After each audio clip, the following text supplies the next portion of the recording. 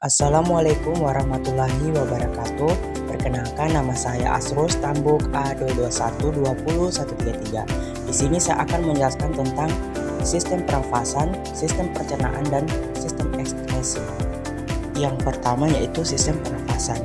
Sistem pernafasan pada manusia adalah sistem organ yang digunakan untuk menghirup oksigen dari udara serta mengeluarkan karbon dioksida dan air. Selanjutnya di sini saya akan menjelaskan tentang organ sistem pernafasan pada manusia. Ada beberapa organ sistem pernafasan pada manusia. Yang pertama yaitu hidung. Rongga hidung melapis selaput lendir berfungsi untuk menangkap benda asing yang masuk lewat saluran pernafasan. Kedua, faring. Faring ini merupakan persimpangan antara saluran pencernaan dengan saluran pernafasan. Yang ketiga itu bronkus. Bronkus berfungsi saluran penghubung antara rongga hidung, rongga mulut, dan paru-paru. Bronkus bercabang-cabang lagi menjadi bronkiolus. Keempat itu alveolus. Alveolus terjadi pertukaran dua gas, yaitu oksigen dan karbon dioksida. Yang kelima yaitu laring. Pada pangkai tenggorokan terdapat sebuah katup yang disebut epiglotis yang berfungsi mengatur jalannya makanan dan udara pernafasan sesuai dengan salurannya masing-masing. Keenamnya itu trakea. Pada bagian dari rongga terdapat epitel bersilia yang berfungsi menyaring benda-benda asing yang masuk ke saluran pernafasan. Selanjutnya saya akan menjelaskan sistem ekskresi. Sistem ekskresis adalah sistem pembuangan zat-zat sisa metabolisme yang sudah tidak berguna dalam tubuh makhluk hidup. Pertama, kulit. Kulit sebagai alat ekskresi mengeluarkan lemak dan keringat yang mengandung air, garam, urea, serta ion-ion seperti Na+. Di dalam kulit terdapat lapisan epidermis dan lapisan dermis. Epidermis, lapisan terluar kulit yang tersusun atas sel-sel epitel mati, berfungsi sebagai penghalang terhadap infeksi. Dermis berfungsi sebagai lokasi untuk penyimpan kulit. Lalu kita beralih ke paru-paru.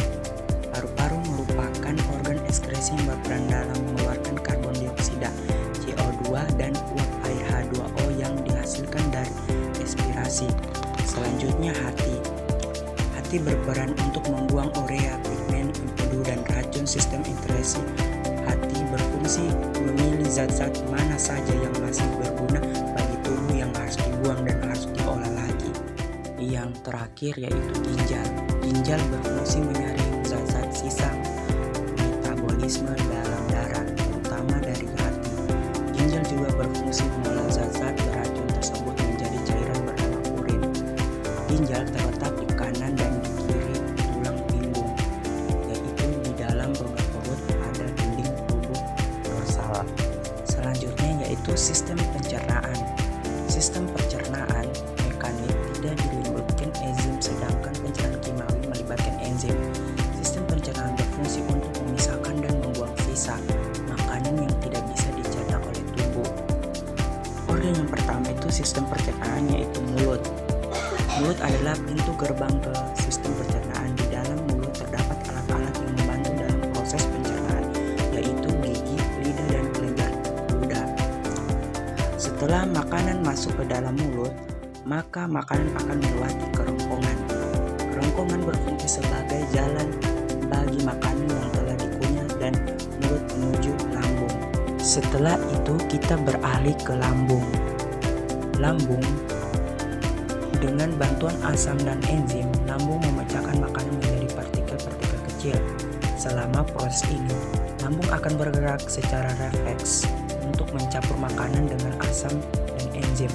Selanjutnya yaitu usus halus berfungsi tempat penyerapan sari makanan dan tempat terjadinya proses pencernaan yang paling panjang. Lalu kita beralih ke usus besar. Usus besar, perjalanan makanan sampai di usus besar dapat mencapai antara 4 sampai 5 jam. Di dalam usus besar, fesis didorong secara teratur dan lambat oleh gerakan peristalsis untuk menjadi ke rektum. Yang terakhir yaitu anus. Sebelum dibuang lewat anus, feses ditampung terlebih dahulu pada bagian rektum. Apabila fesus sudah siap dibuang, maka otot sphincter rektum mengatur pembukaan dan penutupan anus. Baik, mungkin itu yang bisa saya jelaskan. Saya akhiri, wabillahi taufiq hidayah. Wassalamualaikum warahmatullahi wabarakatuh.